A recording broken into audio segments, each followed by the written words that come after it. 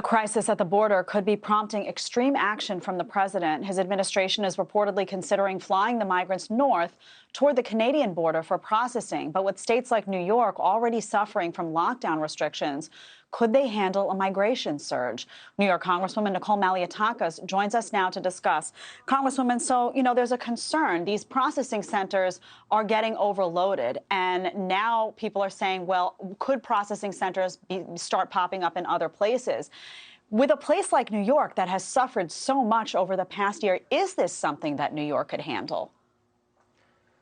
Well, first, let's not forget that the northern border is actually closed to non-essential travel. So an American citizen who actually wants to go, let's say, to Canada or vice versa, doesn't have the freedom to do so, yet they're allowing people to come over the southern border without really any checks and balances. And what you're seeing is the Biden administration undoing President Trump's policies that clearly worked in stemming the tide of illegal immigration, and his policy, President Biden's policy, is very lacking of compassion, not only to the migrants, because they're encouraging the migrants to take perilous journeys with smugglers, with those individuals who are running drug cartels. Many of these individuals end up in human trafficking situations. There are children who are being abused, and they're taking a very dangerous journey, and the president has incentivized that.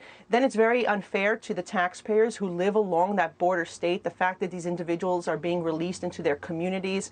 We know that Customs and Border Protection was able to stop a number of terrorists who are on the terrorist watch list. They were also able to stop about 132 individuals who were part of gangs. They were also able to stop, thankfully, thousands of individuals who were convicted of crimes here in the United States and previously deported and are trying to enter back. Within the migrants, they are hiding, and CBP catches some of them, but they've said themselves it's impossible to catch all of them. And so it's putting American citizens at danger, and it's putting those other immigrants in danger as well.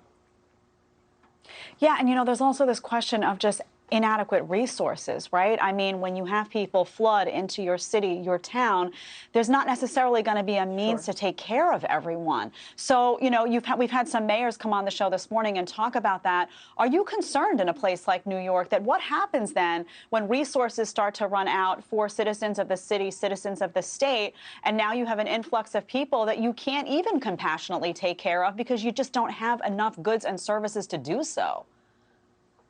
That's absolutely correct. Look, during the height of the pandemic, we saw our hospitals flooded. We did not have enough room, which is what led to the nursing home crisis under Governor Cuomo. Our schools are overcrowded. They're saying they're not reopening because they don't have the space to accommodate in-person learning, which I think is not accurate. But nonetheless, our schools are very much overcrowded for our children. You have a homeless crisis here in New York. They're actually paying tens of millions of dollars in contracts to place homeless in hotels. And they're doing that now as well at the southern border for these migrants. So it's unfair to the taxpayers who are expecting a number of services from their city and they can't access it because there's too many people. Congresswoman, you mentioned Cuomo. Now the FBI reportedly has its sights on Governor Cuomo, on his aides, looking into and investigating his handling of the nursing homes and whether false data was given to the Department of Justice. We now have 8 accusers that have come forward alleging both harassment and assault. Any updated thoughts on this investigation as it stands today? Well, look, I think the fact that the FBI is questioning senior administration officials shows that there's something there.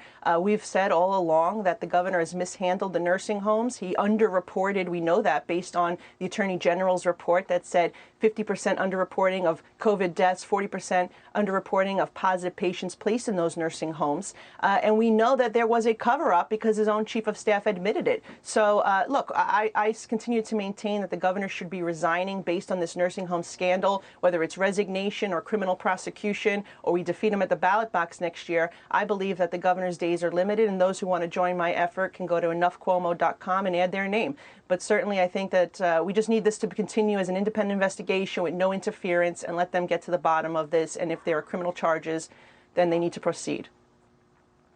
Congresswoman, thank you so much. We're going to continue to follow both of these, and we'll check back with you again soon. Thanks so much. Thank you.